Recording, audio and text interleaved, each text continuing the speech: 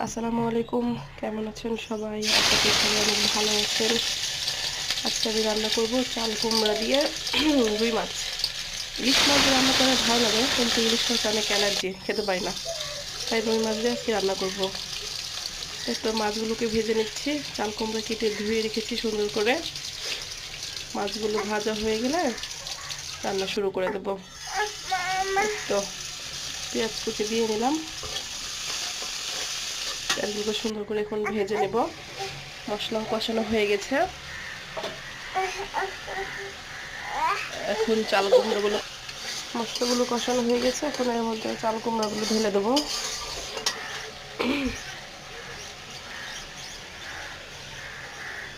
আসলে কিছুদিন ধরে প্রচুর ঠান্ডা লেগেছে। কণ্ঠটা ঠিক ভালো মতো বোঝা যাবে কিনা বুঝতে পার, প্রচন্ড পরিমাণে ঠান্ডা লেগে গেছে, কথা ঠিক মতো বলতে পারছি না। এই তো চাল কুমড়োকে দিয়ে এখন সুন্দরভাবে নাড়াচাড়া করে ঢেকে দেবো।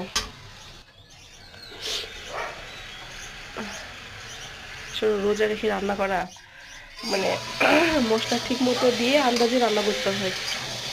ঝাল কতটুকু দিলাম, লবণ কতটুকু দিলাম, কিছু বোঝা যায় না। তারপরে তো কিছুদিন ধরে মুখে কোনো খাবারের স্বাদই পাচ্ছি না। এই তো মশলা কষানো হয়ে গেছে, চাল কুমড়া দিয়ে এখন ঝোলটা দিয়ে দিলাম।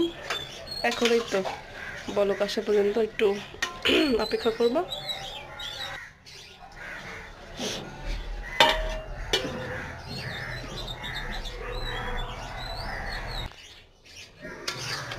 ভাবছি আজকে ইফতারিতে কিছু বানাবো। তো কি বানাবো ভাবলাম পিৎজা বানাতে পারি।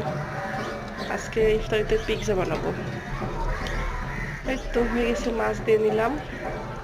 আসলে আমি সেভাবে কথা বলতে পারি না সাজিয়ে গুছিয়ে, এলোমেলো ভাবেই কথা বলছি। জানি না কেমন লাগবে আপনাদের।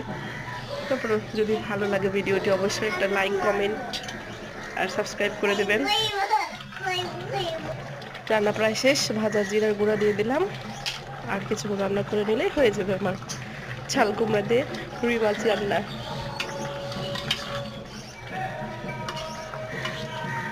এই তো হয়ে গেছে। দেখতে এমনটা হলেও কিন্তু খেতে ভীষণ মজা হয়। চাল কুমড়া এমনিতেও আমার ভীষণ পছন্দ।